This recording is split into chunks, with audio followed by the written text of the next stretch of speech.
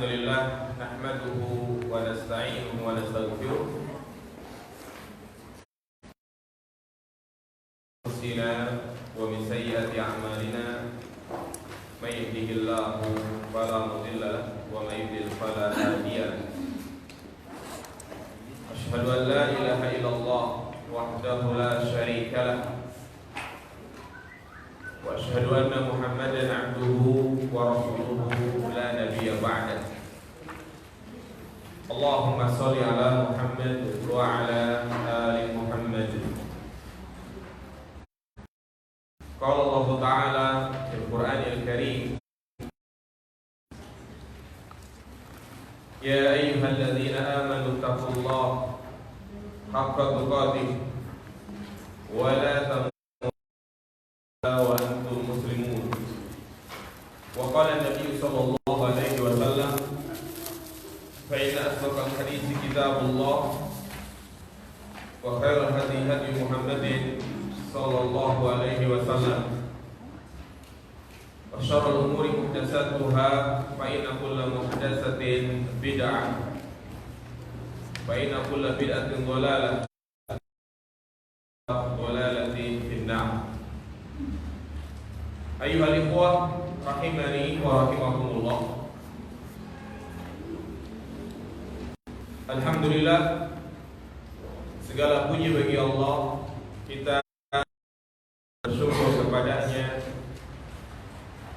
atas nikmat yang Ia berikan kepada kita sehingga kita bisa berkumpul kembali di majlis yang mulia ini, mempelajari satu pembahasan penting, yaitu tentang pembatal-pembatal keislaman.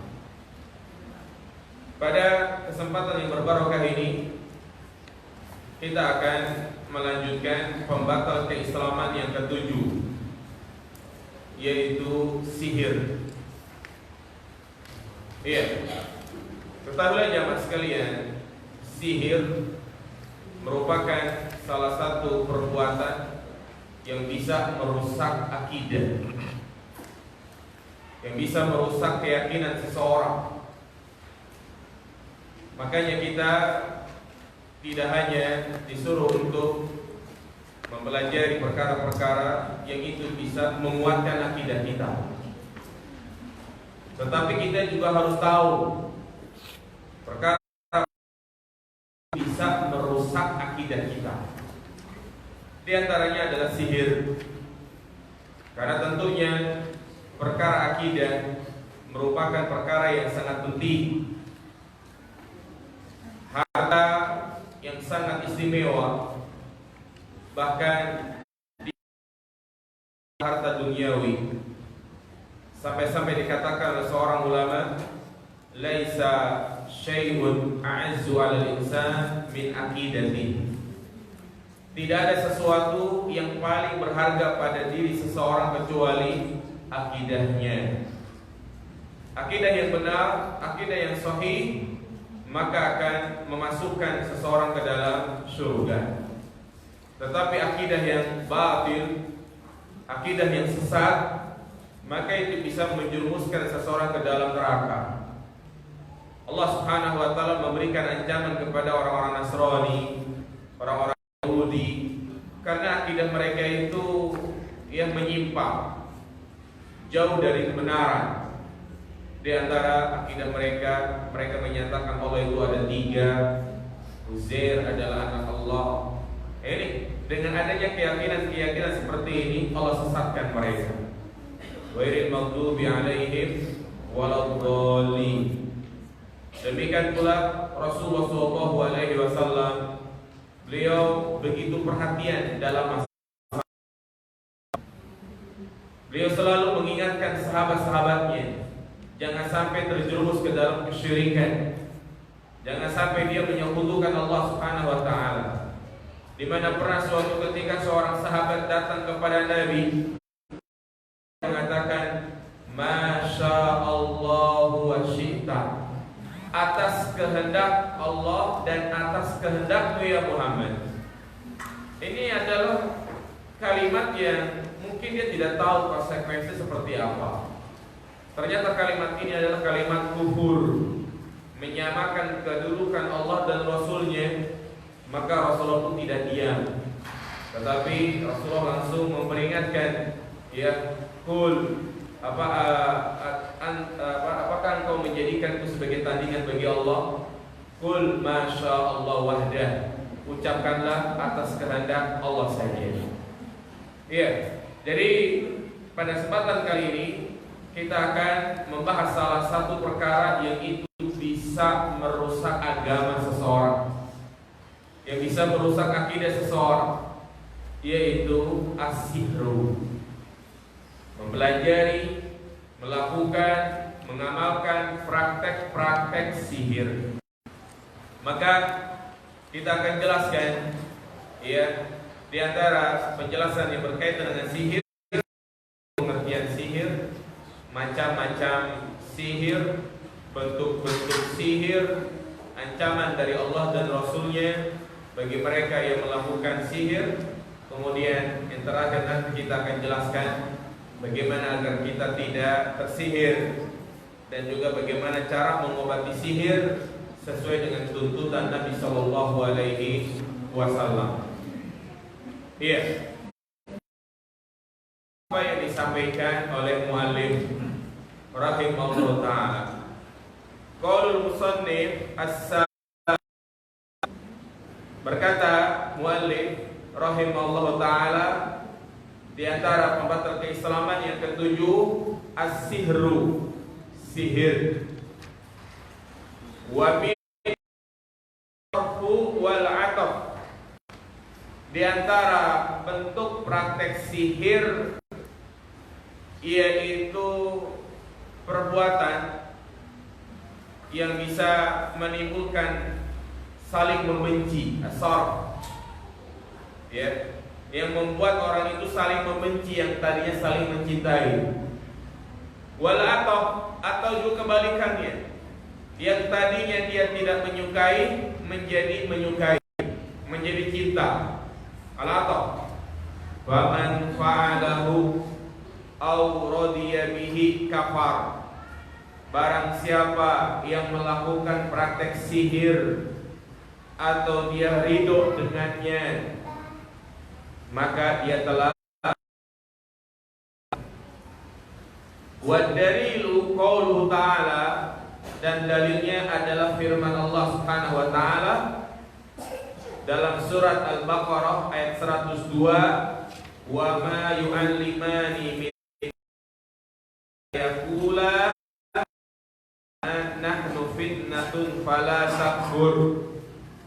Tidaklah dua malaikat, yang dimaksud dengan dua malaikat ini adalah malaikat Harut Marut. Tidaklah kedua malaikat tersebut mengajarkan sihir kepada seorang pun, melainkan setelah mereka, itu setelah keduanya, ya, dijadikan sebagai ujian. Fala takfur, maka janganlah kamu belajar sihir. Artinya Allah mengutus dua malaikat untuk menguji manusia, di mana dua sihir. Maka siapa yang datang kepada kedua malaikat tersebut belajar sihir, berarti dia telah terjerumus ke dalam kekufuran. Tetapi kalau dia tidak mau atau tidak mendatangi dua malaikat tersebut, enggan mempelajari sihir, berarti dia kekufuran. Jadi bukan berarti malaikat itu mengajarkan sihir, tapi keduanya mengajarkan sihir karena sebagai apa? Ujian. Iya. Jadi itu apa yang disampaikan oleh muallif rahimahullah ta'ala.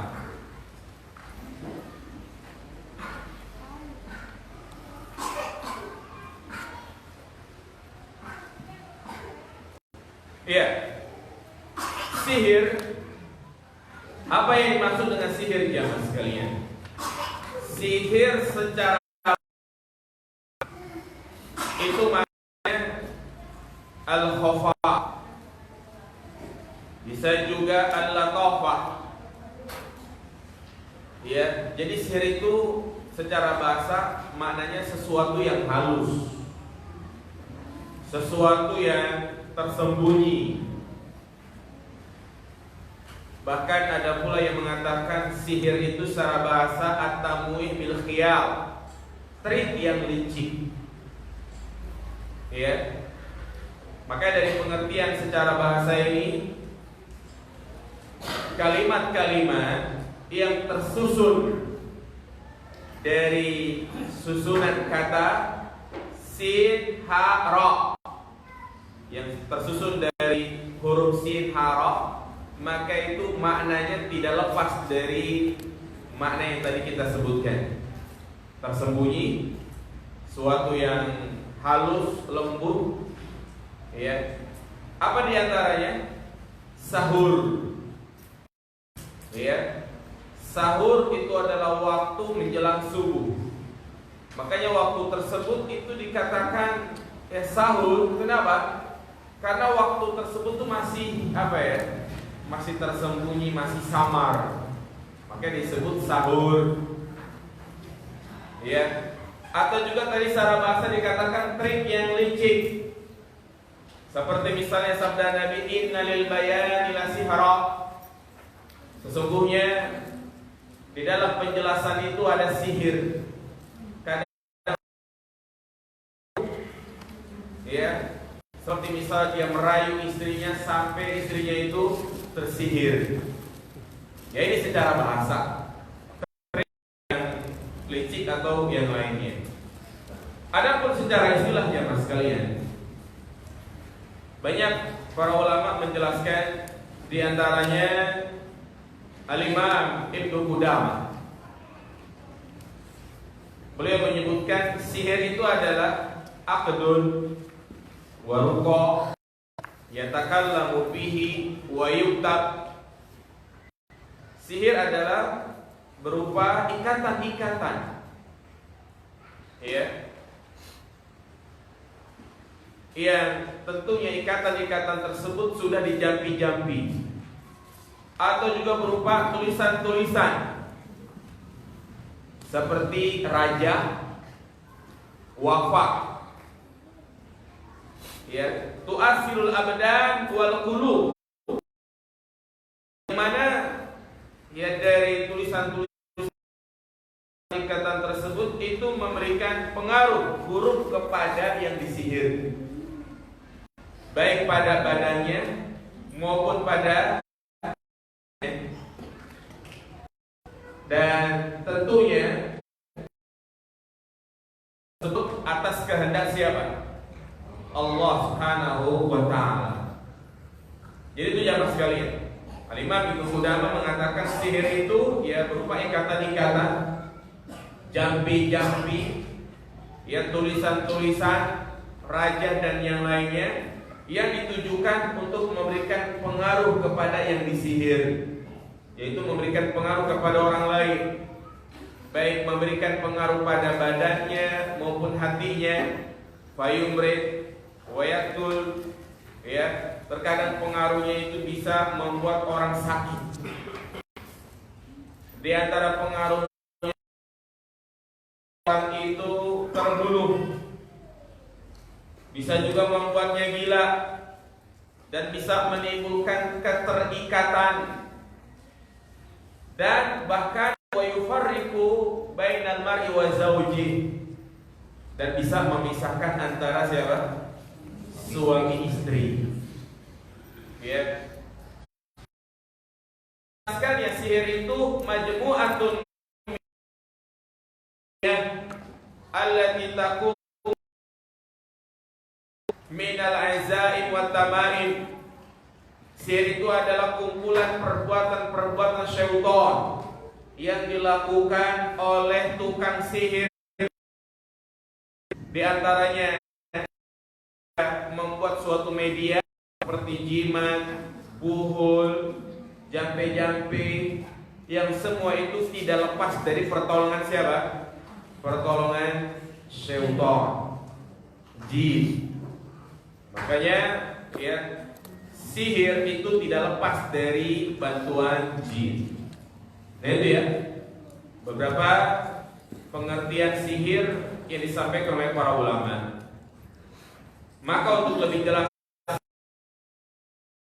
di sana ada bentuk-bentuk sihir yang mungkin banyak di masyarakat kita. Jadi agar kita tahu bahwa ilmu tersebut tidak boleh dipelajari, walaupun namanya itu berbeda, tetapi kalau hakikatnya sama, maka tetap tidak boleh. Ya, karena dari pengertian yang tadi kita sampaikan, yang namanya sihir itu tidak lepas meminta bantuan kepada siapa? Syaitan. Sihir itu tidak akan manjur kecuali dibantu oleh jin. Makanya ilmu-ilmu yang di situ meminta bantuan itu termasuk sihir. Apa diantaranya? Ya, seperti pasang susuk. Bukan susu KB ya. Ya, memasukkan benda-benda tertentu ke dalam tubuhnya. Tergantung apa yang menjadi tujuannya. Kalau dia pasang muda agar tampil cantik, biasanya masangnya di mana? Ya di daerah muka. Saya pernah mendapati seorang ibu-ibu ya, dia cerita, Pak Ustadz, ini sebenarnya di sini saya ada susu. Jadi di jidat dikeluarkan, kenapa tidak dikeluarkan? Itu kan bingung, saya cara mengeluarkan ke sini. Ya, dia lagi berjalan untuk hijrah. Ya, jadi tujuan supaya dikasihi sebagai pemikat. Kadang juga ada orang pasang susuknya itu di kaki supaya pemain bola supaya ada seperti yang jauh sekalian. Ya, pokoknya jenis apapun yang namanya menanamkan benda di tubuh, ya, yang itu ada kaitannya dengan bantuan jin, itu nggak boleh. Beda kalau kita pasang pen ya, pasang spiral beda. Ya, atau juga termasuk ilmu sihir, yaitu ilmu pengasihan. Apa itu ilmu pengasihan? Ya ilmu pelet, ya, untuk memikat lawan jenis agar lebih mudah ya diterima kerja, agar bosnya memperhatikan dia. Nah ini jangan sekalian, itu namanya ilmu pengasihan. Jadi sebelum dia wawancara kerja, belajar dulu tuh ilmu pengasihan, ilmu pelet. Pas diwawancara, yang mewawancara pun terpikat dengan dia. Ya. Nah, demikian pula ilmu pesugihan. Ya, pasang susuk, pengasihan dan pesugihan. Biasa ini dia mendatangi tempat-tempat tertentu, kemudian memuja, ya, menjaga tempat tersebut. Bertapa istilahnya, pemujaan, agar dia mendapatkan istilahnya wangsit. Ya. Nah ini ada jamaah sekalian, ilmu pesugihan, supaya mungkin dia mendapatkan tuyul, ya, atau mungkin dia bisa berubah jadi apa? Babi ngepet. Ya, ya. Ada seperti itu ya, Ma ya. Atau juga supaya dapat apa namanya itu jenglot, tau kan jenglot? Ya, foto hijau. Ya itu semuanya ilmu pesugihan. Gak tau kalau sekarang mudah-mudahan udah gak ada ya. Kalau dulu di Poris, Poris artinya apa? Persatuan Ilmu Santet. Hati-hati orang Poris ya. Memang betul waktu saya masih kecil banyak ilmu-ilmu kayak begitu. Ya, bahkan ya ada tangga. Nah, itu pesugihan. Jadi saya pernah melihat jenglot itu sendiri. Jadi jenglot itu ya kayak boneka tapi kayak manusia, rambutnya panjang. Nanti kalau mau lihat searching tuh di internet ya, jenglot. Nah itu biasanya dikasih apa gitu ya.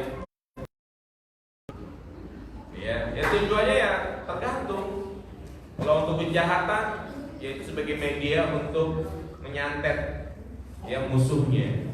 Ya, demikian pula termasuk ilmu sihir, yaitu ilmu yang mempelajari tentang kesaktian, bukan bela diri ya, tapi ilmu kesaktian ya. Kadang orang itu bisa terbang, ya seperti misalnya anti tembak, Brahma Kumbara, rawa rontek, ya, bulu putih, kodok mangrove, nebus kilan, sepi angin, sepi gede, banyak dulu gitu kan. Pernah belajar aja Pak? Apa lagi? Apa? Jangan pelajari. Ya, jadi ilmu kayak gitu ada. Itu tidak lepas dari, walaupun mereka mengatakan itu ilmu putih, ya tapi ilmu-ilmu gitu kan gak ada yang putih hitam semua. Karena tidak lepas dari gangguan syaitan. Karena ada orang jauh 100 meter kita gini kan terbang dia. Iya. Terus juga ya berkaitan dengan pusaka, keris, ya. Yaitu juga berkaitan dengan sihir. Santet, teluh, tenun, guna-guna yang mengirimkan, kadang misalnya mengirimkan telur atau apa gitu ya. Maka ya jenis-jenis saya sampaikan seperti pada ilmu sihir. Artinya ya kita harus berhati-hati. Ya kadang ada orang tua gitu kan yang pengen menurunkan ilmunya itu kepada anaknya.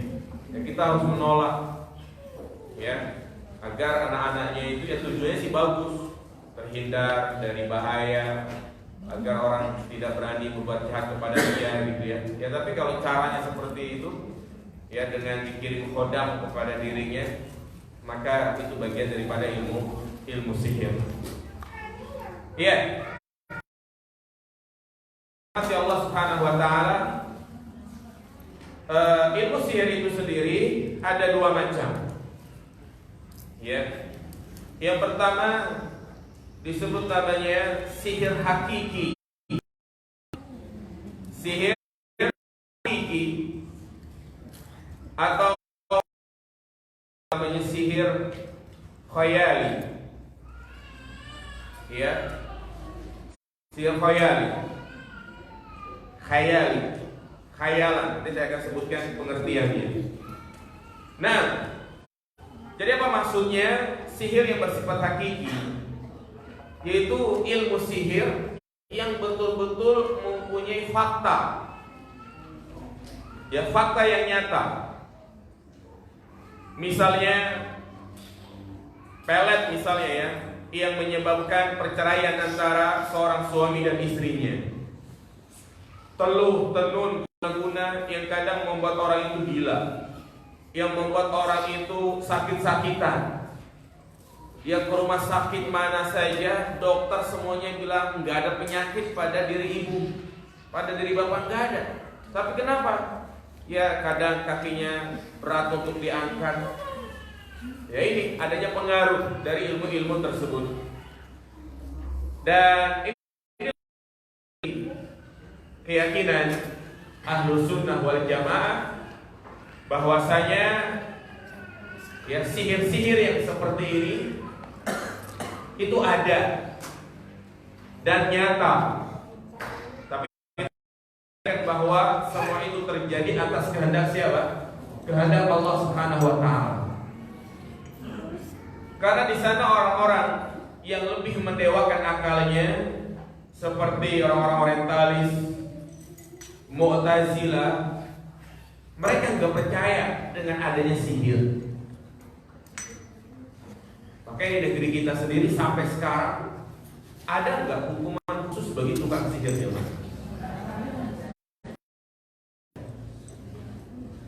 Karena memang mereka itu yang nggak percaya dengan hal seperti ini. Berbeda dengan negara-negara yang menerapkan syariat Islam seperti di Saudi Arabia. Itu kalau dia ketahuan melakukan praktek-praktek sihir maka dipenjara, dibunuh hukumannya. Ya. Jadi kita sebagai Ahlus Sunnah wal Jamaah meyakini bahwa sihir itu memiliki pengaruh. dengan adanya keyakinan seperti ini agar kita selalu waspada.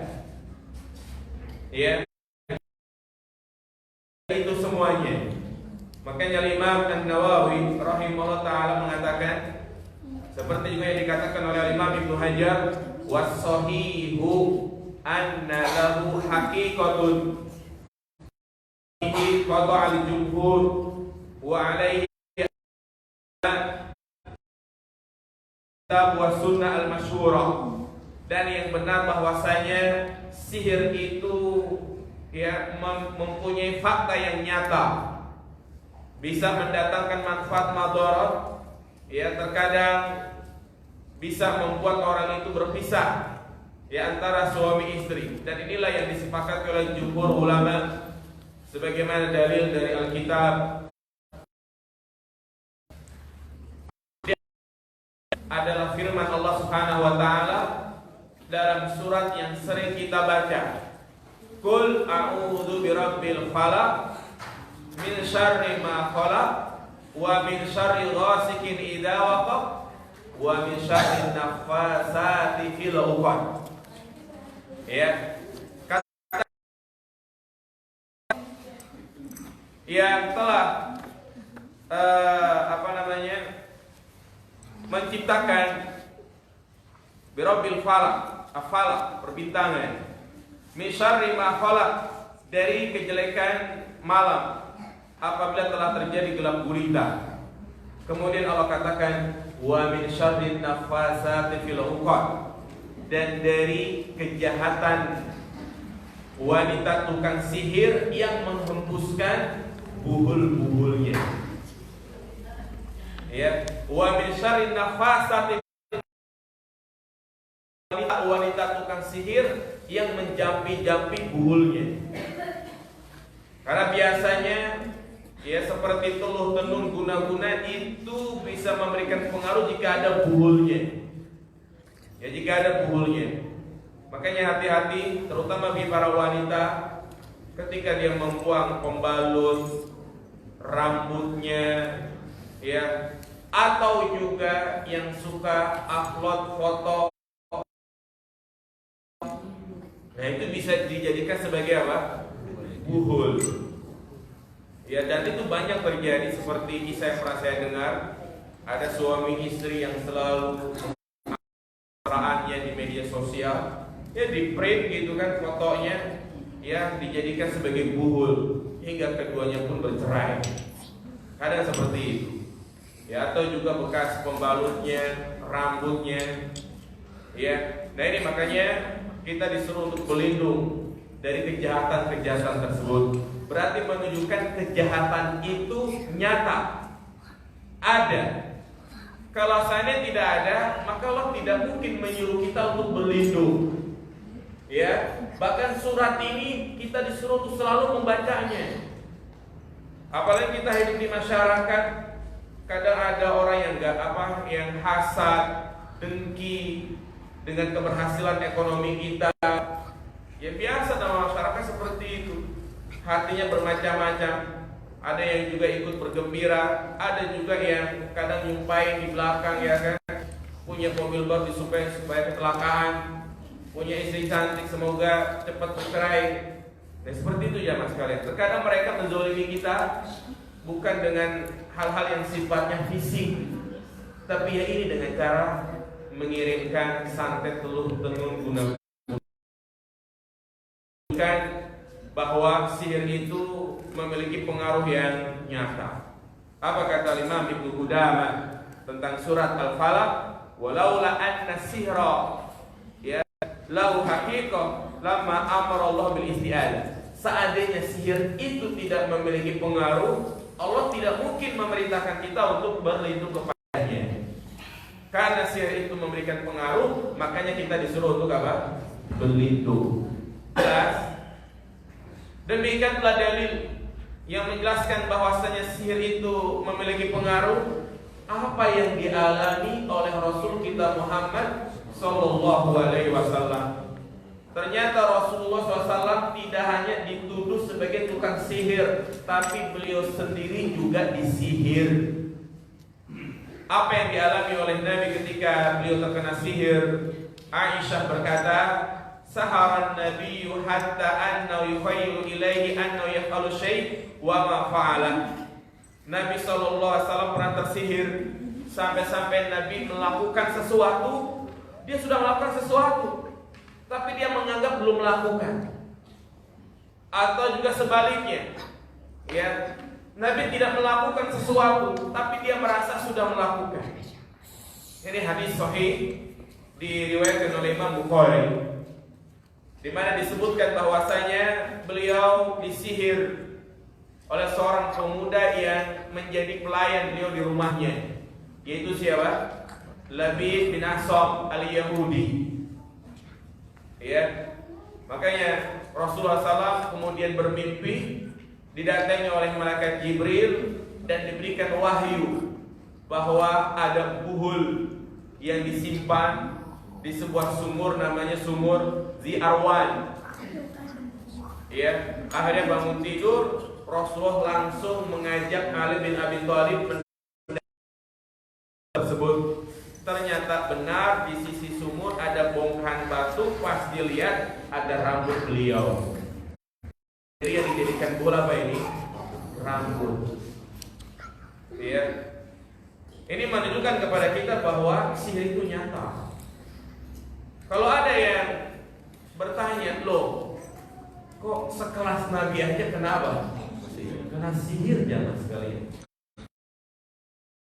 Orang yang paling soleh, paling bertakwa, ya keimanan sangat luar biasa, tapi masih terkena sihir. Tentu banyak faedah, di antaranya menunjukkan bahwasanya Rasulullah adalah manusia biasa, sama seperti kita.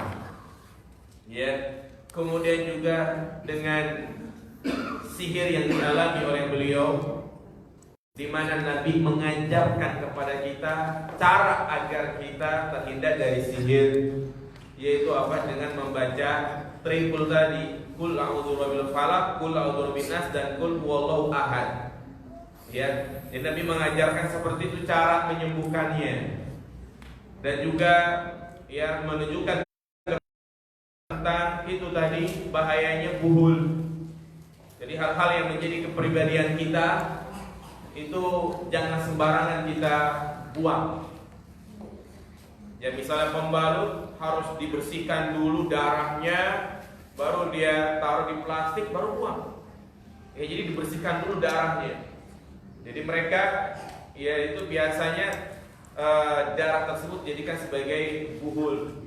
Karena itulah ya para dukun yang dijerumuskan oleh syaitan ya dengan cara memanfaatkan benda-benda yang najis.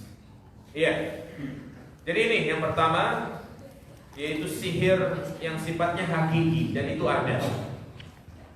Ya. Kemudian yang kedua ada sihir khayali. Ya, tidak memiliki fakta yang nyata. Tidak memiliki fakta yang nyata. Tetapi orang yang melihatnya itu tertipu. Jadi pandangannya itu tertutup. Ya, pandangannya tertutup. Seperti tukang-tukang sihir yang ada di zaman siapa? Nabi Musa. Ya. Di mana manusia menyaksikan saat itu tali-tali berubah menjadi ular. Ya, ini ya hanya pandangan mereka saja. Makanya Allah katakan dalam surat Al-A'raf ayat 116, falamma ulqu saharu a'yunan nas. Ya, tatkala mereka melemparkan sihirnya, maka pandangan-pandangan manusia itu ya tersihir. Jadi hanya pandangan saja. Dan mereka tidak bisa melihatnya. Dan sekali lagi, itu adalah pandangannya. Dan mereka sendiri para dukun-dukun yang melakukan praktek-praktek seperti itu tidak bisa merubah hakikat. Artinya nggak bisa secara hakikat merubah tali menjadi apa? Ular. Ya. Atau juga kadang ada dukun yang bisa menggandakan uang. Ya kan? Jadi uang digandai itu. Ya itu sebenarnya tidak nyata. Enggak nyata, 1 menjadi 2, 10.000 jadi 100.000. Itu hanya khayalan manusia saja. Jadi pandangnya tertipu. Kalau misalnya itu nyata, pasti dukun itu udah kaya. Iya kan? Ya ngapain itu orang itu ya? Iya. Kadang disebut namanya sulap ya. Ya tapi sulap juga ada 2 ini. Ya sama tidak boleh kalau itu kita bantuan kepada syaitan. Makanya Imam Bukhari dia meriwayatkan sebuah kisah di zaman sahabat, ada tukang sihir yang biasa melakukan atraksinya di pinggir jalan. Ya kita kan banyak tuh ya yang pakai hitam-hitam gitu ya. Menyaksikan tukang sihir itu leher temannya. Jadi diputusin tuh lehernya gitu kan, kepalanya, kemudian disambung lagi. Akhirnya sahabat ini menantang, sekarang aku mau penggal leher. Jadi ternyata dipenggal tuh leher tukang sihir, nggak bisa kembali lagi, mati. Iya. Jadi itu jamaah sekalian, kedua-dua model sihir ini tidak boleh. Ya. Jadi baik sihir yang bersifat hakiki, ya ini tentu merupakan dosa besar yang sangat besar. Ya, makanya Imam Az-Zahabi menyebutkan di antara 10 dosa besar yang paling besar, di antaranya ini adalah sihir. Mengeluarkan ya halal darahnya dan hak-haknya sebagai seorang muslim itu sirna. Artinya dia telah terjerumus kepada kufrun akbar. Ya kafir yang sifatnya besar. Kalau dia meninggal nggak boleh disolatin, nggak boleh dikafani, nggak boleh ya didoakan. Ya karena dia telah terjerumus kepada kufrun akbar. Segala amalnya hangus.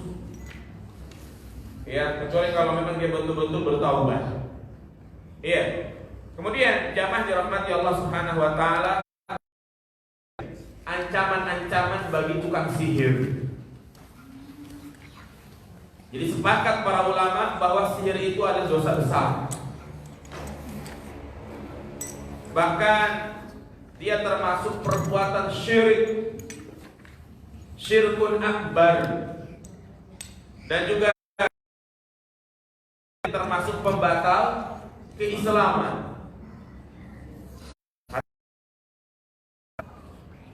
Artinya kita tidak mempraktekannya. Kalau memang dulu pernah kita belajar atau dimasukin sama orang tuanya, maka dia harus berusaha untuk menghilangkan ilmu-ilmu tersebut. Ada beberapa alasan kenapa sihir itu menjadi pembatal keislaman. Kenapa sihir itu merupakan bentuk kesyirikan? Ada 3 alasannya. Yang pertama, karena biasanya tukang sihir itu meminta bantuan kepada jin. Nah ini berkaitan dengan pembatal keislaman yang sudah pernah kita bahas pada poin yang keberapa itu? Meminta kepada selain Allah, berdoa kepada selain Allah. Yang kedua, ya. Nah, jadi jelas tukang sihir itu menjadikan syaitan sebagai perantara sihirnya. Mereka memperhambakan dirinya di hadapan syaitan, mengkerdilkan, menghinakan agar dibantu oleh syaitan. Oleh karena itu jamaah sekalian, kita dengan syaitan itu adalah musuh bebuyutan, musuh yang nyata. Makanya kita tidak boleh menjadikan mereka teman kita, apalagi menjadikan mereka itu sebagai tempat bersandar. Ya, dan Allah Subhanahu wa taala telah menyatakan di dalam Al-Qur'an bahwa ada di antara manusia yang meminta bantuan kepada syaitan. Apa kata Allah dalam surat Al-Jin ayat 6? wa innahu kana rijalun minal insi ya'udzuuna birijalin minal jinni fazaduhum rahaqa. Bahwasanya ada di kalangan laki-laki dari manusia, mereka berlindung meminta kepada jin, fazaduhum rahaqa, maka bertambahlah kesesatan mereka. Dan syaitan itu hina di hadapan kita. Mereka tidak memberikan pengaruh sama sekali. Ya. Tetapi kalau manusia mendatanginya, maka syaitan itu merasa bangga. Ya, inilah kesempatan emas untuk menjerumuskan dia ke dalam kesesatan. Itulah yang kadang terjadi di daerah-daerah, ya, yang biasanya banyak korban. Ada sebuah sungai, kali gitu ya. Dulu saya masih ingat waktu pesantren di daerah Bogor, ada kali namanya Kali Cikadiki, ya, di daerah Sade, Luiliang. Nah itu biasanya ada anak kecil lagi mati gitu kan. Nah ini akhirnya tokoh-tokoh di sana, ya bukan kayak tokoh-tokoh di sana, ya, karena mereka sudah melakukan ritual-ritual. Akhirnya kalau nggak mau makan korban lagi, sembelih kerbau, sembelih sapi atau kambing atau yang lain, kemudian dilemparkan ke sungai tersebut sebagai sesajen. Nah ini kan, jadi bertambah apa ini? Kesesatan. Fazadu rohab. Makin bangga syaitan itu. Jadi syaitan itu makin senang kalau manusia itu mendatanginya memohon bantuan, meminta perlindungan. Ya, makanya dikatakan ini termasuk bentuk kesyirikan dan kekufuran karena mereka menyebutkan Allah Subhanahu wa taala yang seharusnya mereka meminta berlindung memohon, tapi mereka tujukan kepada selain Allah. Jelas ini ya. Yang pertama, ya, alasan yang kedua, kenapa sihir itu merupakan dosa besar dan merupakan bentuk kekufuran? Karena biasanya tukang sihir itu mengaku-ngaku mengetahui perkara yang gaib. Itu kebanyakan dukun, paranormal seperti ngaku-ngaku mengetahui perkara yang gaib. Kadang dia memberikan kesimpulan ketika ada orang datang kepadanya, ya, mengeluhkan proses bila pantas di tubuh kamu ada jin. Dia mengatakan seperti itu, ya. Dan biasanya mengetahui hal-hal ini tidak lepas dari minta bantuan kepada syaitan. Kembali ke poin yang pertama. Walaupun kadang ada benernya, tapi bohongnya itu lebih banyak. Mengetahui perkara yang gaib kecuali siapa? Allah Subhanahu wa taala. Makanya yang ngaku-ngaku mengetahui perkara yang gaib, dia telah kufur. Apa kata Allah Subhanahu wa taala dalam surat An-Naml ayat 65? Wa fis samawati wal ard wal ghaiba illallah. Katakanlah tidak ada yang mengetahui apa yang ada di langit dan apa yang ada di bumi dan juga perkara gaib kecuali Allah Subhanahu wa taala.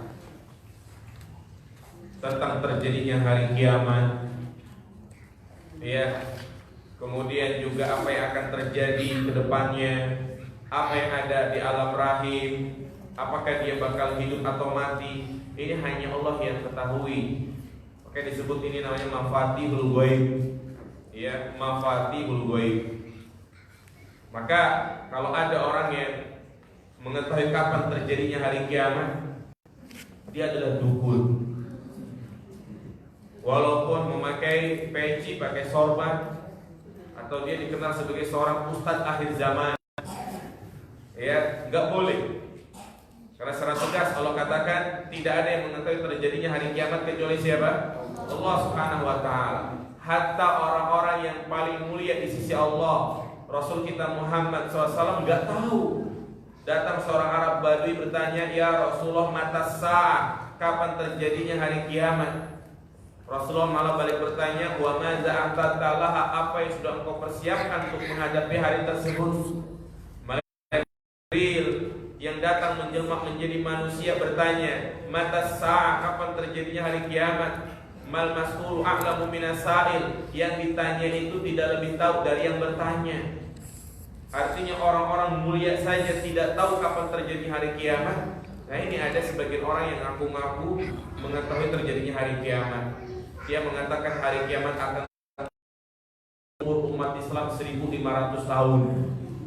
Dan sekarang umur umat Islam sudah berapa tahun? 1441. Berarti berapa tahun lagi kiamat? 60 tahun lagi. Makanya belum kawin, cepetan kawin. Bener kan jamaah sekalian? Dusta ya?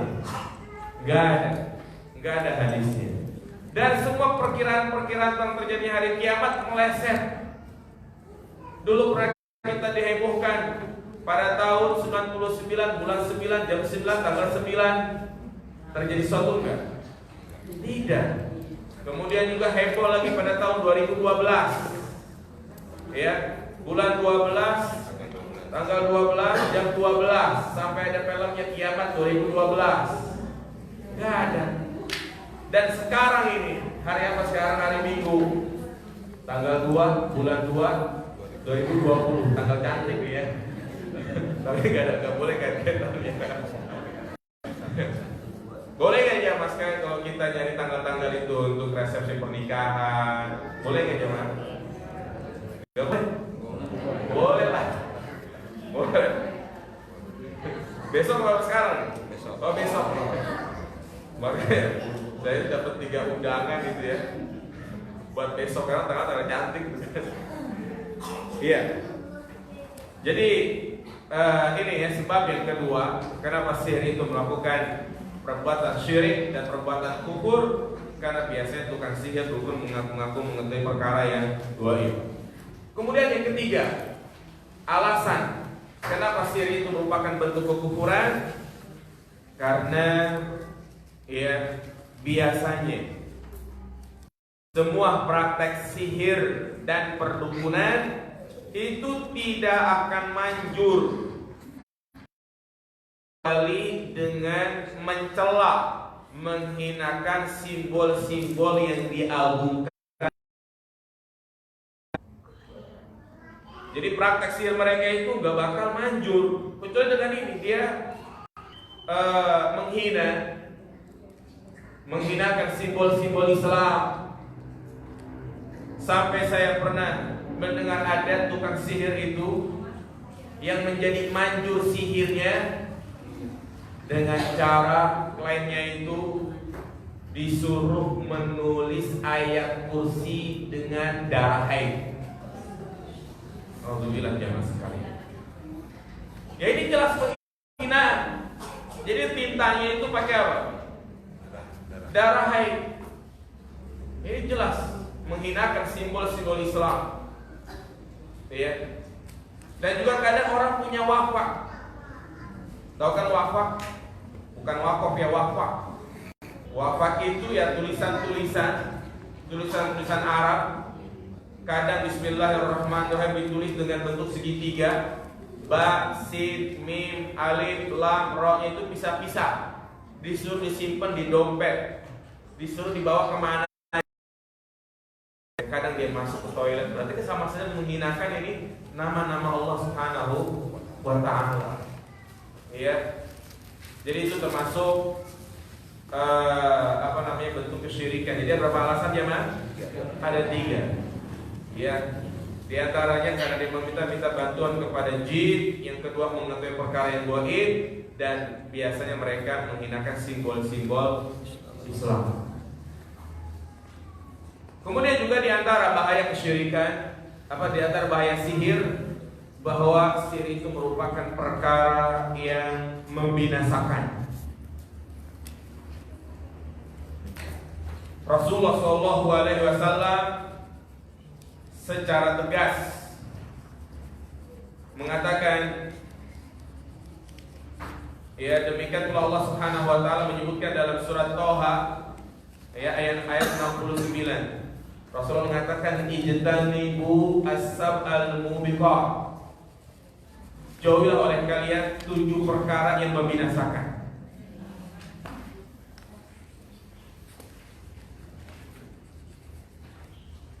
Apa di antara 7 perkara ini? Di antaranya adalah sihir. Baik dia binasa di dunia atau juga di akhirat. Di akhirat, orang yang melakukan praktek-praktek sihir itu tidak akan beruntung selama-lamanya. Dia kekal di neraka. Allah katakan dalam surat Thaha ayat 69, ya, bahwa tukang sihir itu tidak akan pernah beruntung dari manapun ia datang. Jadi gak akan pernah beruntung dia. Ya, dan tidak ada seorang pun yang bisa memberikan pertolongan kepada dia. Wa ma lil-zalimina min ansar. Tidak ada yang bisa memberikan pertolongan kepada tukang sihir. Rasulullah SAW tidak bisa memberikan syafaat.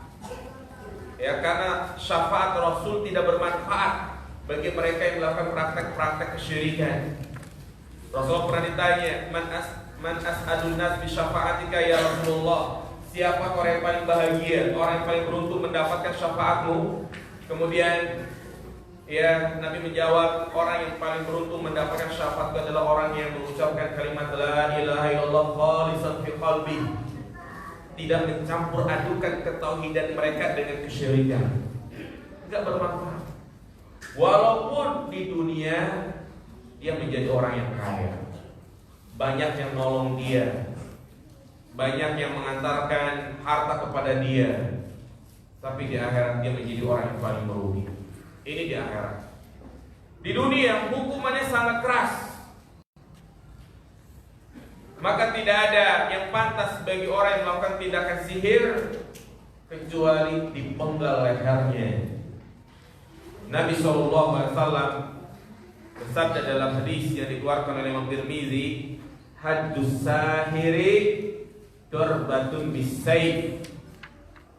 Had, hukuman bagi orang yang melakukan sihir, maka dipenggal kepalanya dengan pedang, dibunuh.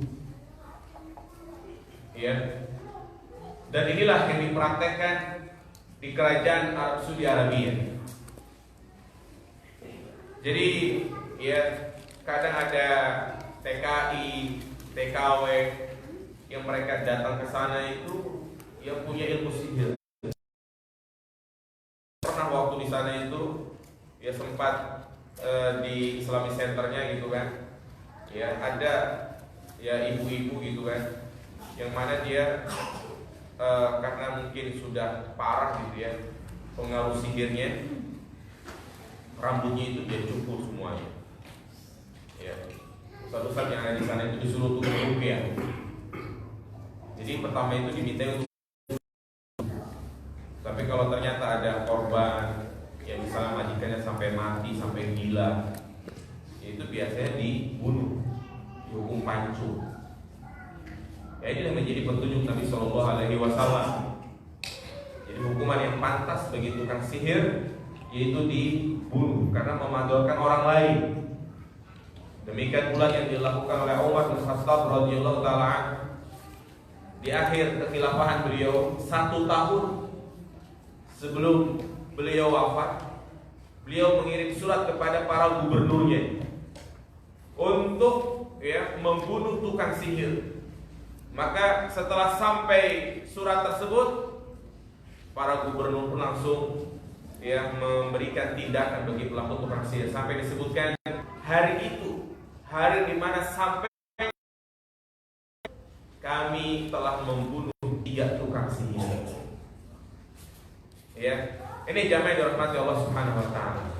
Maka ini juga haruslah menjadi contoh bagi para pemimpin yang memiliki wewenang dalam masalah ini, yaitu untuk memberikan hukuman khusus bagi para tukang sihir. Ya, walaupun di negeri kita belum ada yang undang-undang khusus ya, karena emang untuk membuktikan susah gitu ya. Ya, jadi dia di dunia, misalnya di negeri kita dia tidak tapi tadi ancaman sangat keras ya dari Nabi SAW, kalau dia tidak bertaubat dalam keadaan dia masih seperti itu, maka ya dia termasuk orang yang kufur dan kekal di neraka. Nah, jemaah sekalian, ini hukuman bagi tukang sihir. Bagaimana mereka yang mendatanginya? Apa hukuman bagi orang yang datang kepada tukang sihir? Tentu hukuman bagi orang yang mendatangi tukang sihir bermacam-macam, tergantung dengan tujuannya, niatnya untuk apa. Kalau dia datang kemudian mendakwahi, menyuruh dia untuk bertaubat, boleh enggak? Sangat dianjurkan. Nah, tadi saya sampaikan kepada orang yang punya wewenang, datang itu tukang-tukang sihir, minta mereka untuk meninggalkan ilmu-ilmu tersebut. Ya.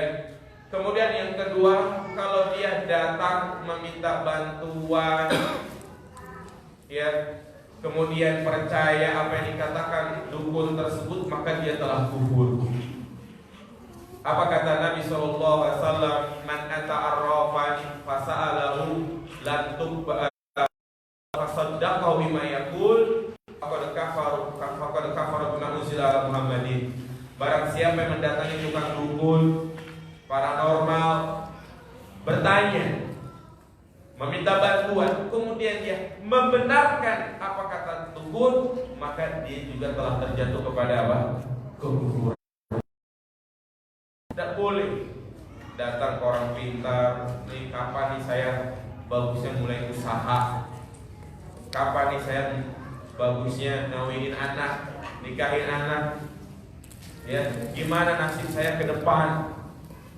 Kemudian dia percaya apa yang dikatakan dukun tersebut, kufur dia, nggak boleh. Ya. Kemudian yang ketiga, dia mendatangi nanya doang. Ya, nanya doang. Apa kata Nabi SAW? Man ata arrafan fasa'alahu lam tuqbal. Barang siapa yang mendatangi tukang dukun paranormal, maka sholatnya tidak diterima selama 40 hari 40 malam. Jadi percuma dia sholat tidak diterima. Kalau gitu dengan dosa sholat gitu ya. Ya, lebih parah lagi. Jadi justru dia tetap wajib sholat karena tidak menggugurkan kewajibannya. Ini ancaman agar dia bertaubat. Ya, di sini Rasulullah mengatakan man ata, siapa saja yang mendatangi, maka termasuk juga di dalamnya yaitu nonton, menyaksikan acara-acara di televisi yang acaranya tersebut seperti ya, sihir perdukunan. Ya, kadang ada seorang ustadz ya yang bisa menerka keadaan yang bertanya ya kan, oh ini tubuhnya ada 3 gitu. Ada nggak seperti itu di televisi mana? Siapa yang disebut namanya ya? Udah pada tahu. Nggak boleh tuh nonton acara kayak begitu jamaah. Ya nggak boleh. Nonton begitu tuh, sholatnya tidak diterima seberapa hari? 40 malam.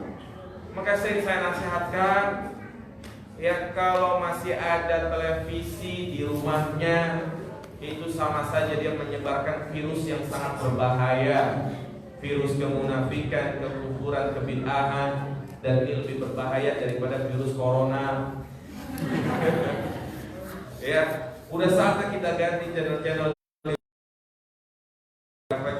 dakwah. Tapi kalau ditonton acara-acara kayak gitu kan, seorang ustadz bisa mengangkat seseorang dari jauh, ya, maka ini bagian daripada perdukunan. Atau juga membaca zodiak, ya, nggak boleh, walaupun baca doang. Nah, itu termasuk dosa besar dan mengakibatkan sholatnya itu tidak diterima 40 hari 40 malam. Dan juga anak-anak kita, jangan kita maksud dengan pendidikan kita itu mendangkalkan akidah dia. Kadang kan banyak tuh kartun-kartun ya, kantong ajaib lah, pintu ajaib. Nah, ini mendangkalkan akidahnya mas sekali. Ya, betul gak jemaah? Nanti dia minta beli itu kan Pak di kantong ajaib. Ini film-film seperti itu mendangkalkan akidah, apalagi film-film yang kadang kartu kan buatan orang barat. Ya ada acara Natal, acara ini juga boleh. Ya, gak tau kalau tayo. Karena kita sudah film tayo. Nah, aman di Solo ya tayo mah. Ya, jadi itu harus kita tinggal.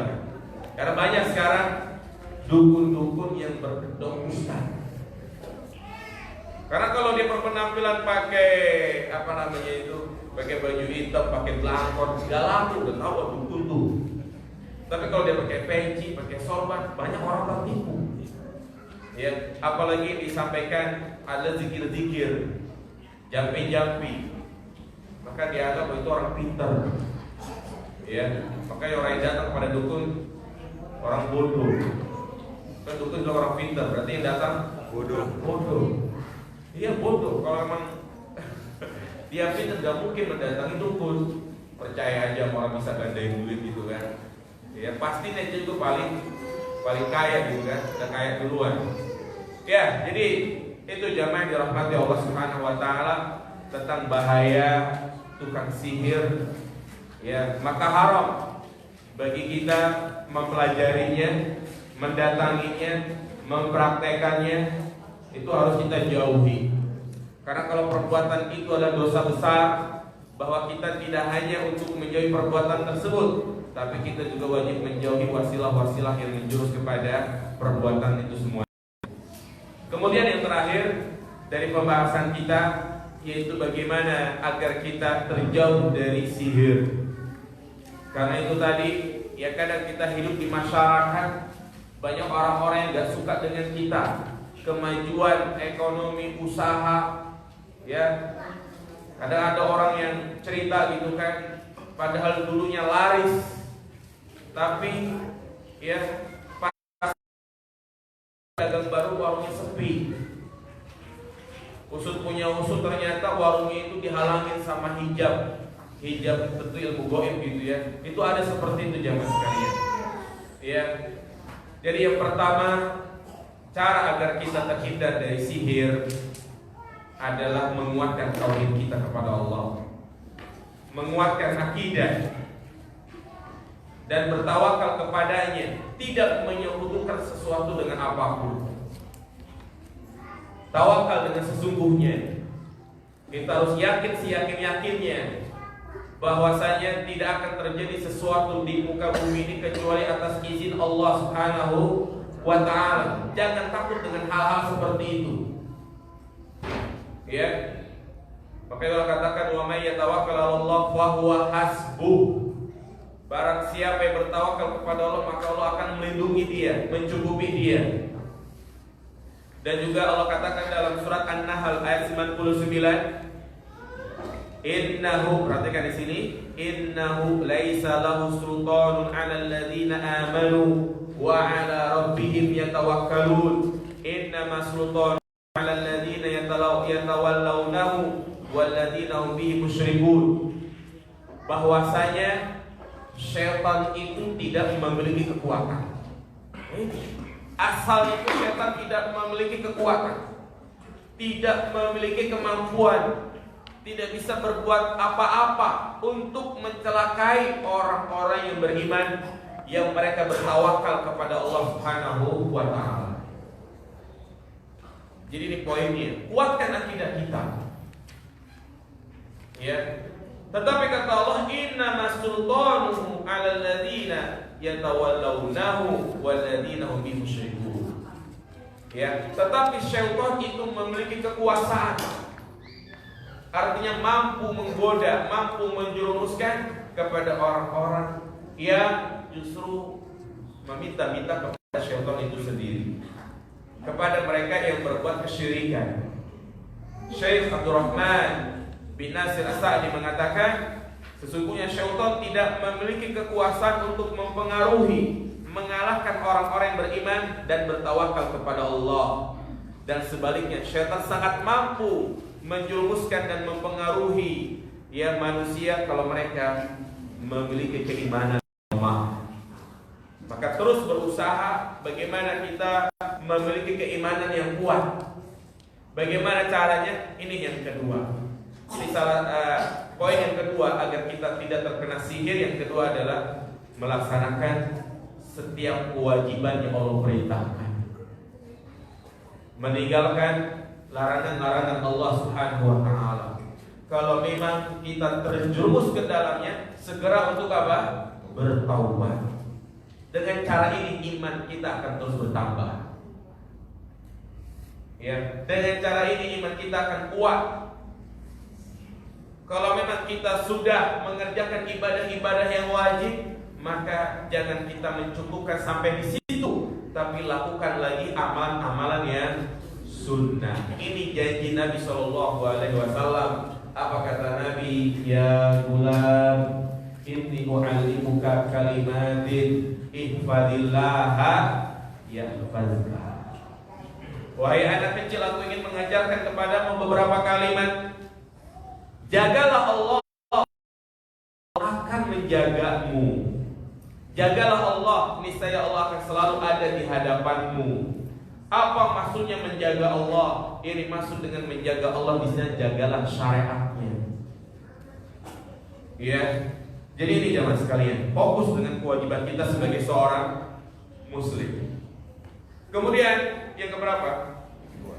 Yang ketiga, yaitu membersihkan tempat tinggal kita, baik rumah, kantor, kos-kosan, kontrakan, semuanya. Dari apa? Dari salib, dari patung-patung, gambar-gambar makhluk yang bernyawa. Ya, bersihkan rumah kita dari anjing, alat-alat musik, piano, gitar, seruling, semua itu harus bersih. Ya, artinya kalau kita udah punya rumah sendiri atau kita ngontrak, bersihkan itu semua. Kenapa? Karena itu semua mengundang datangnya syaitan. Makanya malaikat tidak akan masuk ke dalam rumah yang ada benda-benda seperti itu. Jangan, malaikat rahmat, bukan malaikat maut. Kadang-kadang orang berpikiran, udah mendingan pasang gambar yang banyak biar malaikat maut nggak datang. Iya. Salib, kalau ada jendela bentuk salib, diapain jendelanya? Dihancurin. Jangan, tinggal tambahin garis atau apa gitu supaya nggak berbentuk salib. Foto-foto keluarga, pernikahan, udah jangan dipajang di di kamar, di ruang tamu, udah simpen. Lebih baik lagi diapain? Dibuang. Nah, iya. Apalagi kalau sudah cerai sama suaminya gitu kan. Kalau lihat foto itu, ya Allah sedihnya. Ya. Jadi lebih baik udah pokoknya diamankan, jangan dipajang. Ya, demikian pula alat-alat musik, piano, seruling, diapain itu lebih baik?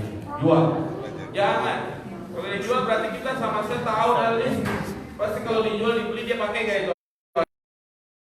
Terus diapain?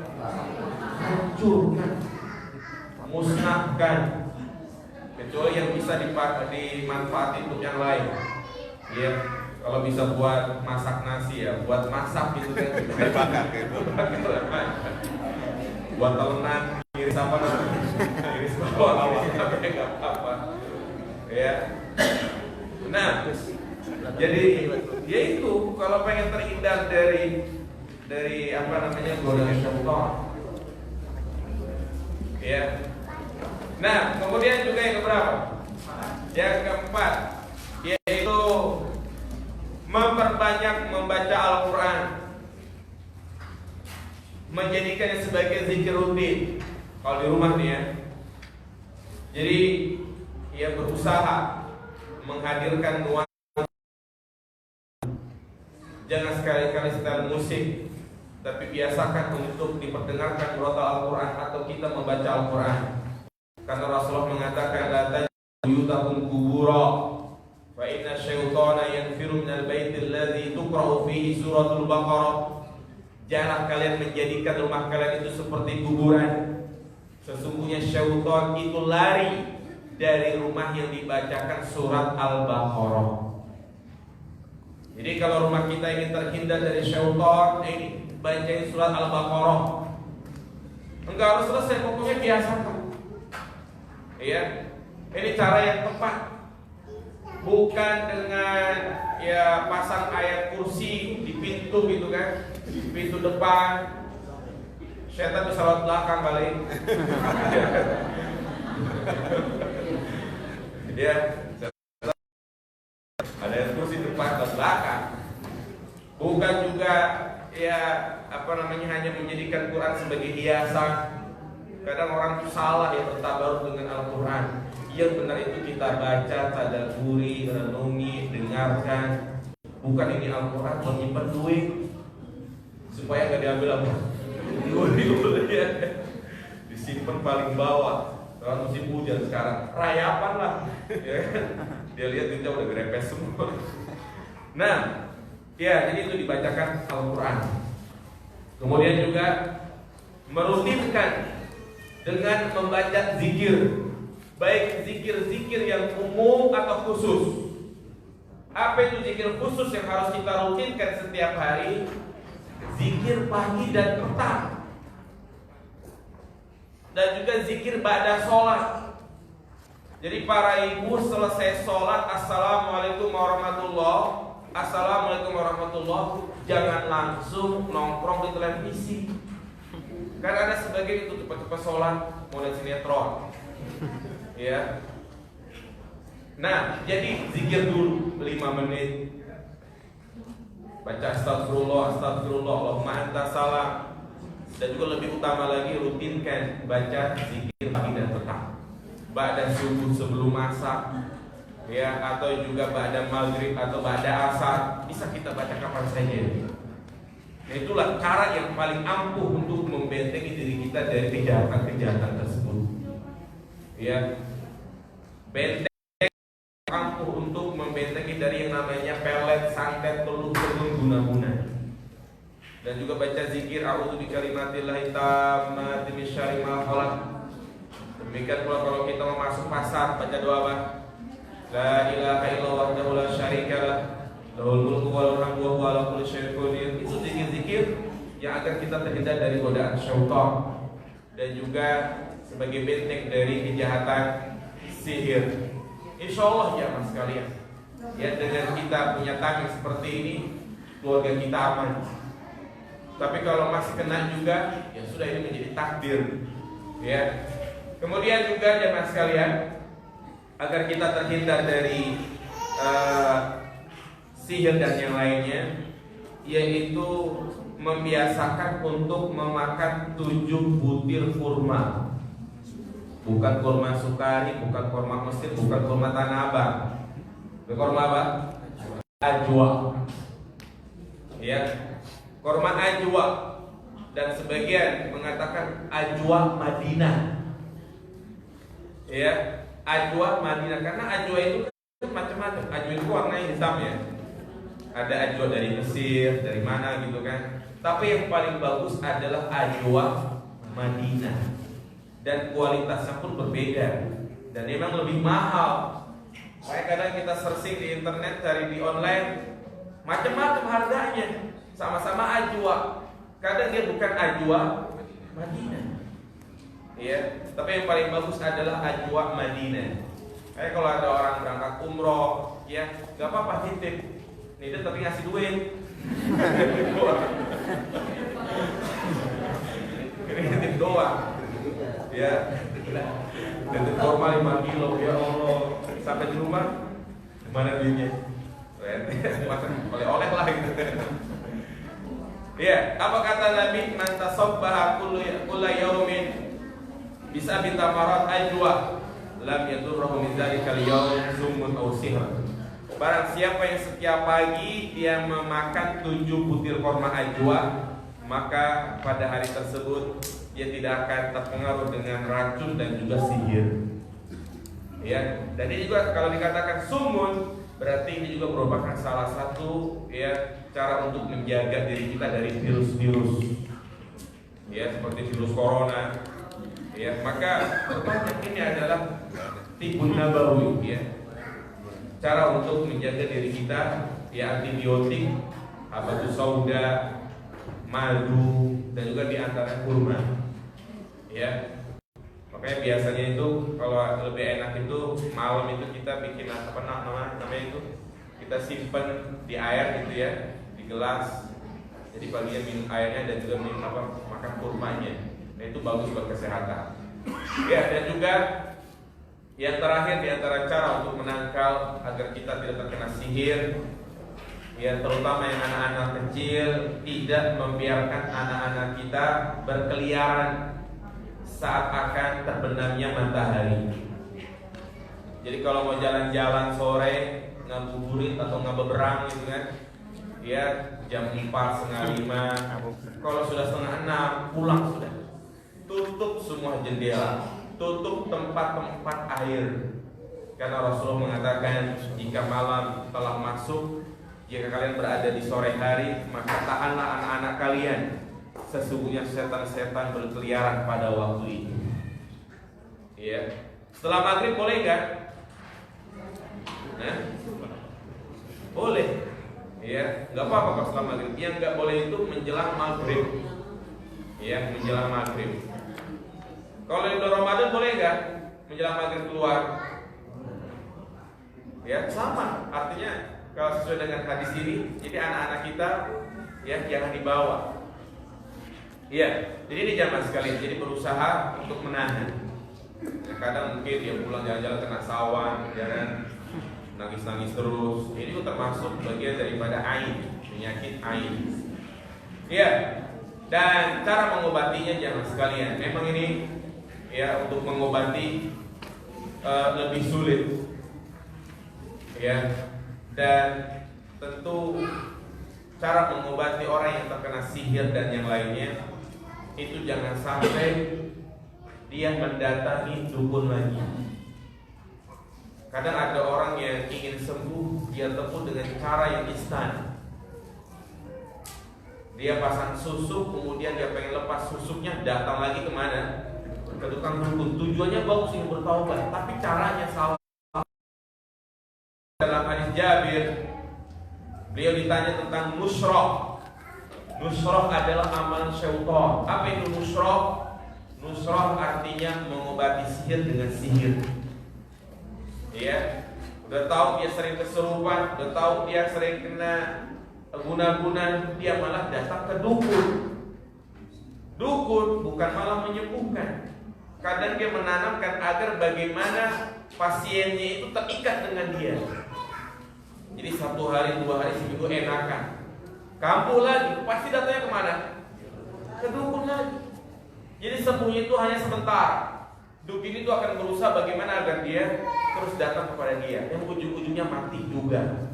Makanya kalau dia mati saat itu, ya dia sering berobat ke dukun paranormal, maka inilah yang paling berbahaya. Dia meninggal dalam keadaan melakukan kesyirikan yang dosanya itu tidak akan diampuni. Lalu bagaimana cara yang paling ampuh? Ya tadi dengan cara diruqyah. Ya, ada buku bagus sekali itu yang dikarang oleh Ustaz Yazid dalam Qadr Zawas, ya. Buku doa-doa. Di situ ada doa-doa ruqyah. Baca itu. Surat Al-Baqarah, kemudian ya, An-Nas, Al-Falaq, baca terus. Bagus lagi kalau dia yang bisa membacanya sendiri, ruqyah mandiri, atau juga keluarganya. Ya, dan gak perlu dia harus manggil ustaz gitu kan. Ya. Dan kalau memang sudah diruqyah tapi masih begitu terus, dia sudah bersabar. Bersabar. Ini kadang ada orang ya dia manggil ustaz A, suruh datang ke rumahnya, suruh ruqyah. Ternyata 2-3 kali tetap begitu juga. Panggil lagi ustadz yang B. Ya kok ustadz agak maju nih, kayak dosa kali. Panggil ustadz yang B. Enggak bisa juga panggil C. Enggak harus begitu jamaah sekalian. Ya. Jadi kalau bisa kita yang meruqyah sendiri, dan harus bersabar seperti itu. Ya, jangan sampai dia manggil ustadz tapi ternyata ya ustadznya ya itu tadi dukun, disuruh dikasih saras-saras nanti suruh tidur, disuruh kasih garam lah, ya kan, kemudian harus ini harus itu, banyak ritual-ritual khusus, mandi kembang. Ya, nah ini termasuk daripada bentuk kesyirikan. Dan juga berusaha untuk mencari buhul. Kayak tadi Rasulullah SAW, ya, di mana beliau bermimpi kemudian dikasih tahu tentang buhulnya. Dan memang ini agak sulit buhul ini, ya. Ya, cara mengetahuinya jangan sampai kita nanya sama dukun lagi. Ya, kadang ada orang seperti itu, ingin tahu buhulnya, dia tanya kepada dukun lagi. Tapi yang pertama udah dia ruqyah, barangkali Allah akan memberikan petunjuk melalui mimpinya atau yang lainnya. Jadi itu jamaah yang dirahmati Allah Subhanahu wa taala, pembahasan yang penting yang berkaitan dengan sihir. Ya, semoga Allah Subhanahu wa taala menjauhkan kita dari kejahatan sihir. Iya. Kita buka tanya jawab, barangkali mungkin jemaah ada pertanyaan, silakan ditulis pertanyaannya.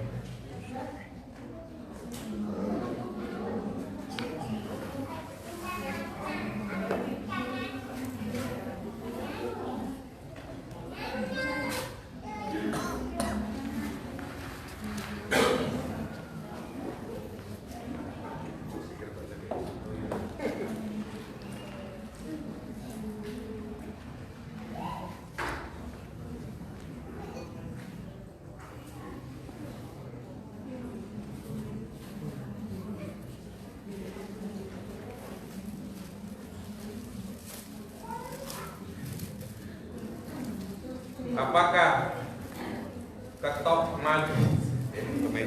magis ya, magic ya, itu sihir Ustaz? Karena kita tidak boleh melihat cara ketok magic. Itu mah namanya doang ya? Namanya doang. Iya. Trik-triknya nggak boleh kawin. Ya, setahu saya itu cuma ininya doang ya, namanya doang ketok magic, tapi nggak ada, setahu saya nggak ada cara-cara pakai jin. Emang caranya ya nggak dikasih tahu ya. Kalau kita juga tahu ntar adiknya ingin usahanya ya kan. Nah, ya jadi itu bukan termasuk. Bagaimana penyakit ain bisa mengenai seseorang melalui foto? Apa saja ciri-ciri penyakit ain? Apakah ain itu sama dengan sihir? Ya, penyakit ain bisa mengenai seseorang melalui foto. Nah, ain, Rasulullah mengatakan al-ainu hakun. Penyakit ain itu nyata, nampak dan memberikan pengaruh. Makanya kita berusaha untuk menghindar darinya. Ya, ciri-ciri penyakit ain, kalau anak kecil itu biasanya dia nangis-nangis terus, demam, tidak turun-turun, atau kata orang kita mah kena sawan. Tahu kan sawan?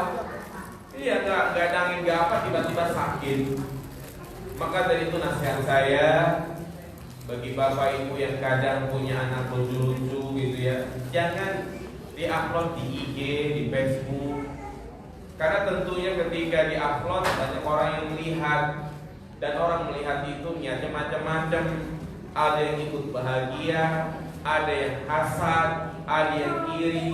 Kadang yang melihat itu tetangganya atau temannya yang dia sudah menikah 10 tahun, belum juga punya anak. Kadang ada rasa hasad. Nah ini itu ditimbulkan dari situ, namanya pandangan hasad.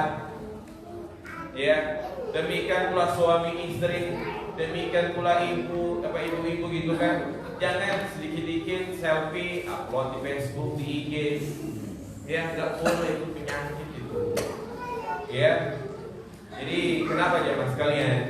Ya itu khawatir terkena air. Dan juga yang namanya wanita fitrahnya dia tidak boleh dipamerkan. Ya. Nah, media sosial itu hanyalah untuk ya hal-hal yang sifatnya sosial. Bukan untuk mengumbar aib, bukan untuk mengeluh. Ada masalah sedikit sama suaminya, mengeluh di Facebook, yang komentar, syukurin lu, ya kan? Ya, jadi itu aibnya. Caranya bagaimana ya? Dengan cara dia jadi dia ya bahkan dimandikan dengan bekas air mandi orang yang menjadi sebab terkena penyakit aib. Kadang kan kalau memuji berlebihan ya kan. Oke, biasakan kalau memuji sesuatu sebut masya Allah, sebut kata itu. Ya, khawatir barang tersebut terkena aib. Karena aib itu bisa ditimbulkan dari pujian yang berlebihan. Ada seorang ibu yang meninggal karena sakit. Dahulu ibu tersebut pernah diberikan semacam jimat yang tulisan Arab di kotak-kotakin. Anaknya menemukan jimat tersebut di dalam dompetnya. Apa yang harus dilakukan anak tersebut? Bisakah anak tersebut menjadi manfaat sang ibu di dalam kubur? Dahulu ibu tersebut mendapatkan jimat tersebut dari ustaz, karena ibu tersebut merasa diguna-guna disiksa oleh mantan suami setelah perceraiannya. Ya, maka ya kalau memang dia sebelumnya masih sebagai seorang muslim, masih sholat, puasa, ya, dan kadang orang tersebut atas dasar ketidaktahuan, maka masih ada harapan bagi kita ya untuk mendoakannya. Karena tadi apa yang saya jelaskan itu sifatnya secara umum. Karena kan ada orang yang melakukan atau punya jimat, dia mah nggak tahu. Ya, dia tidak tahu kalau itu ada jimat. Kadang ustaznya itu bilang jimat cuma syarat doang. Ya kan? Makanya orang pakai jimat itu kan ada dua hukumnya, ada yang bisa termasuk syirik kecil, ada syirik besar. Kalau dia meyakini jimat itu hanyalah sebuah sebab, tetap dia yakin yang mendatangkan manfaat madarat adalah Allah, maka itu telah terjatuh pada syirik apa? Syirik kecil. Ya, artinya masih ada harapan, boleh kita doakan agar diampuni dosa-dosanya. Ya. Nah, bagaimana dengan minyak seperti minyak angin? Banyak manfaat. Minyak gosok seperti minyak kutus ya, kutus ya. Iya. Lewat MUI bahannya halal, namun bersumber pembuat peracik ini membuat minyak tersebut melalui wangsit. Apakah kita boleh apakah dapat merusak akidah kita? Ya. Kalau memang diketahui dengan informasi yang jelas cara buatnya dengan adanya jampe-jampe dan yang lainnya, maka lebih baik kita tidak membelinya, tidak menggunakannya. Iya. Tapi kalau ternyata bahannya itu sama, ya, dan mungkin kita bisa mengolah sendiri, maka tidak mengapa. Ya, jadi intinya kalau ada minyak seperti itu, ya, ada informasi, ada jampe-jampe kesyirikan, maka kita jangan menggunakannya. Itu termasuk bagian daripada apa? Kesyirikan. Ya, khawatir kita percaya dengan obat itu bukan karena Allah, tapi karena diapain? Dijampi-jampi. Ya. Dulu saat saya kecil pernah diajak orang tua mendatangi dukun untuk mencari pelaku pencurian dengan cara melihatnya melalui kuku yang dihitamkan. Ya, diajak yang belum, apakah jin dari dukun tersebut juga bisa ikut masuk menetap di badannya? Bagaimana cara menghilangkannya? Ya, pertama ya kembali kepada diri dia, apa yang dirasakan saat ini. Kalau memang apa yang dia rasakan berbeda, karena biasa orang itu beda ya hawanya. kadang dia sering melihat sesuatu yang aneh. Lagi kesendirian, tiba-tiba ada bayangan khusus gitu kan, atau disebut namanya indigo gitu ya. Maka menghilangkannya. Yang menghilangkannya dengan cara apa? Ya tadi, ya dengan cara lebih fokus lagi untuk beribadah kepada Allah. Ya memang butuh tahapan ya, tidak saya 2 hari. Ya harus bekerja keras. Insya Allah hilang. Banyak kok orang-orang yang sudah mempraktekannya. Yang kadang dia enggak ada niat untuk belajar. Ilmunya ke anaknya, dikasih khodam misalnya seperti itu ya. Iya. Dan memang kadang begitu, apa yang difirasatkan terjadi. Beberapa hari yang lalu, seminggu yang lalu itu ada ibu-ibu cerita sama saya. Dan dia alhamdulillah sudah mau hijrah gitu kan. Dia curhat, ya seperti itu. Artinya apa yang difirasatkan itu terjadi. Contoh misalnya, dia bilang sama anak kecil, "Nah, jangan main di situ, nanti kamu tabrak motor." Sejam 2 jam kemudian dia ketabrak. Iya. Jadi ada yang punya perasaan seperti itu. Makanya tidak lain adalah ya kadang-kadang ada tipu daya syaitan. Kadang dengan cara seperti itu dia bangga, sehingga memposisikan dirinya seakan-akan dia dukun atau orang pintar. Itu banyak seperti itu. Coba sudah di YouTube itu kan orang-orang yang kadang bisa menyembuhkan orang yang sakit dengan cara yang instan, itu tidak lepas dari bantuan syaitan. Ya, dan dia juga bilang, saya berusaha untuk menghilangkannya. Saya berusaha untuk qiyamul lail, sholat malam. Tapi yang saya rasakan seminggu 2 minggu makin parah Ustaz. Jadi malah saya sering melihat penampakan. Karena saya sendiri di kamar tiba-tiba nongol ada nenek-nenek, ya kan?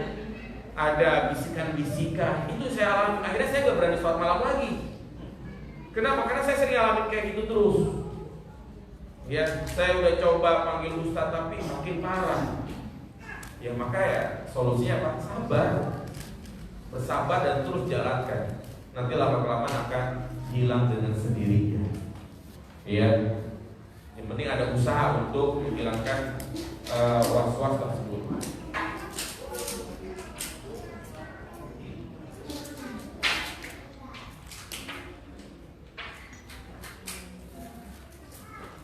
Apakah halal tidak SHU dari ikut koin dengan yang awalnya untuk full project pakai pengasihan?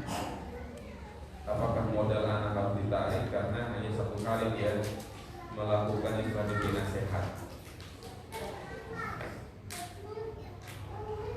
Iya.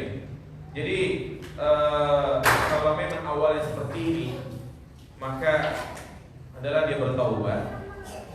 Ya, dan apa yang dia sudah keluarkan untuk modal itu gak perlu ditarik. Ini berkaitan dengan caranya. Berbeda kalau itu dengan cara suap. Ya, berbeda juga dengan kalau seperti kayak riba, mengambil hak orang lain, untuk kembali. Tapi masalah pertanyaan ini itu cuma cara awal, sehingga tidak perlu ditarik modalnya, dia cukup bertobat dengan taubat. Nah, ya kadang kan yang namanya usaha-usaha seperti ini berkelanjutan. Ya maksudnya berkelanjutan, maksud apa? Di sini dia disuruh untuk melakukan ritual ini berikutnya, itu udah jangan dilakukan lagi. Ya, itu mungkin yang saya pahami dari pertanyaan yang bertanya. Ustadz, ada ustadz yang berkedok dukun, tapi dia menyantuni anak yatim itu di mana? Apakah kita mempercayainya? Ya tetap tidak diperbolehkan. Ya. Jadi walaupun dia menyantuni anak yatim, kalau memang dia bekerja sebagai dukun tetap haram. Emang kita zaman pitung ya kan? Pitung dia mencuri terus hartanya dikasih apa? Dikasihkan ke orang fakir miskin. Gak boleh, apa kata Nabi SAW, Innallaha thayyibun la yaqbalu illa thayyiban. Allah itu ada zat yang maha baik, tidak menerima kecuali yang baik. Jadi berkaitan dengan sedekah, ya haji, umroh, semuanya itu harus bersumber dari harta yang halal. Tidak boleh dari usaha yang haram. Ya. dia menyantuni anak yatim, maka harus dari usaha yang haram. Nggak boleh antum sedekah, bangun masjid, atau juga misalnya ketika banyak bencana dia memberikan bantuan kepada korban bencana, tapi dari bunga bank. Nggak boleh. Ya, itu sama saja seseorang mencuci bajunya dengan air kencingnya sendiri. Bersih atau tambah kotor? Tambah najis. Jadi itu yang perlu diperhatikan. Jadi kita jangan percaya dengan hal seperti itu. Ya, kadang banyak ya di sekitar di kampung-kampung gitu ya, dia pada kerjanya di rumah doang, tapi ternyata hartanya banyak, rumahnya mewah. Ternyata dia tidak dengan cara yang halal. Ya kayak tadi misalnya ya pakai tuyul, jenglot dan yang lainnya gitu ya. Bagaimana cara bertaubat jika pernah percaya kepada orang pintar walaupun dia dianggap sebagai ustadz kiai dan masyarakat? Karena ustadz kiai tersebut bisa melihat yang gaib, menyembuhkan orang-orang yang terkena sihir. Cara taubatnya jangan datangi lagi, hapus kontaknya di HP. Ya, sudah bertaubat. Jadi itu semuanya tidak lepas dari bantuan syaitan. Ya, bertobat dengan taubat nasuha. Apakah termasuk sihir juga jika cara mengobati penyakit salah dengan cara berdoa kepada Allah, seperti yang ada di acara televisi di MCTV ya, MNC? Apakah yang nonton juga berdosa? Sama aja mas kalian. Ya, nggak boleh. Makanya tadi saya sampaikan cara-cara seperti itu diapain? Dihapus. Ya. Berdoa juga bukan dengan cara seperti ini.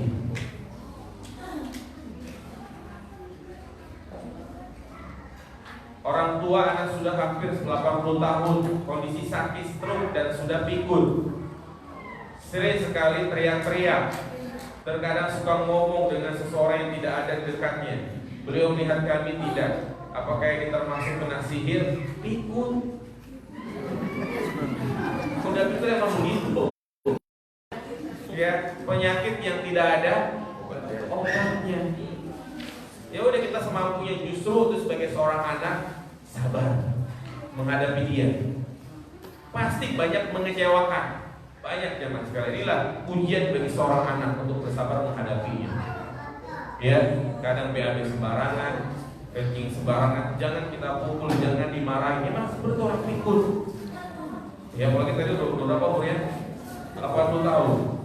Ya, jika di dalam rumah orang tua masih dipajang banyak foto, kemudian kita membaca Quran di dalamnya, apakah setan akan pergi? Ya, ya, bukan hanya dengan membaca Quran, tapi diingatkan orang tuanya, ya, kalau bisa dilepas, simpan, ganti lukisan-lukisan yang sifatnya bukan makhluk bernyawa, lukisan gunung, lukisan mobil, ya, sawah, gitu ya. Apakah membaca Al-Quran di dalamnya akan pergi? Ini termasuk perkara yang gaib, wallahu a'lam. Ya.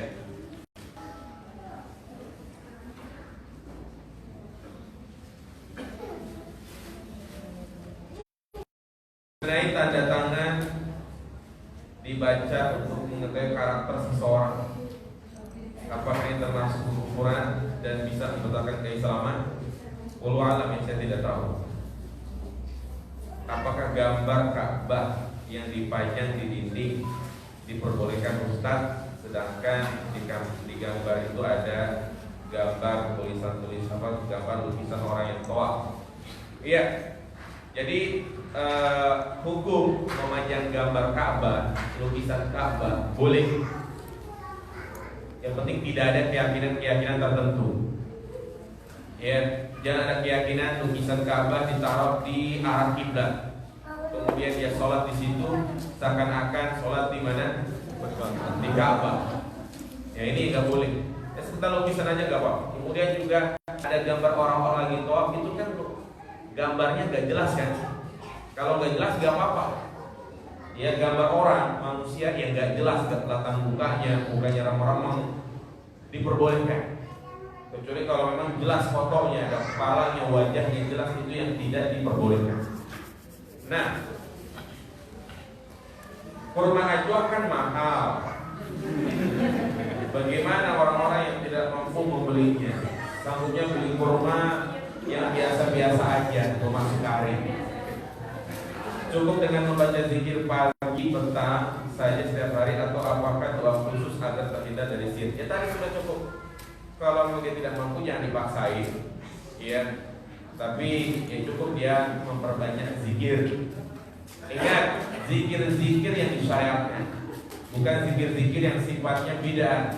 Seperti misalnya di malam hari baca ayat kursi sampai 1000 kali, itu tidak dibenarkan.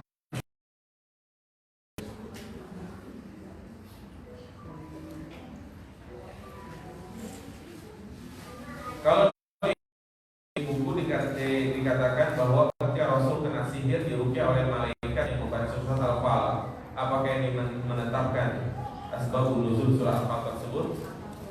Walau alam ya, saya tidak tahu tentang asbabun nuzul, tapi pada intinya apa yang dilakukan oleh malaikat Jibril dan apa yang dialami oleh Nabi itu sebagai contoh bagi kita kalau kita mengalami hal yang sama, yaitu dengan membaca surat tersebut.